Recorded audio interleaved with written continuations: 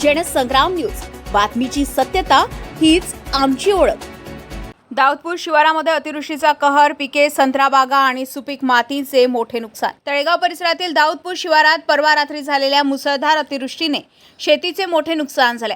ढगफुटी सदृश पावसामुळे नुकतीच उगवलेली खरीप पिके, शेतातील सुपीक माती आणि अनेक संत्रा बागा उद्ध्वस्त झाल्याने शेतकऱ्यांवर दुबार पेरणीचे संकट ओढवले आहे। काही दिवसापूर्वी झालेल्या समाधानकारक पावसानंतर शेतकऱ्यांनी खरीप हंगामाची पेरणी पूर्ण केली होती। मात्र अचानक झालेल्या अतिवृष्टीमुळे अनेक शेतांना नदीचे स्वरूप आले।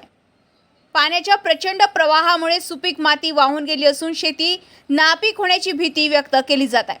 बियाणे, खते, मशागत आणि पेरणीसाठी केलेला हजारो रुपयांचा खर्चही पाण्यात गेल्याने शेतकरी आर्थिक संकटात सापडलाय। या नैसर्गिक आपत्तीचा फटका हेमंत ठाकरे, चंदू धामंदे, गोलू गुल्हाने, महेंद्र मडघे, प्रभाकर मडघे यांच्यासह अनेक शेतकऱ्यांना बसलाय। अनेक संत्रा बागातील मोठी झाडे उन्मळून पडल्याने फळबागांचेही मोठे आणि दीर्घकालीन नुकसान झाले। नुकसानग्रस्त शेतकऱ्यांनी प्रशासनाने तातडीने पंचनामे करून शासनाच्या आपत्ती निवारण निधीतून आर्थिक मदत जाहीर करावी अशी जोरदार मागणी केली।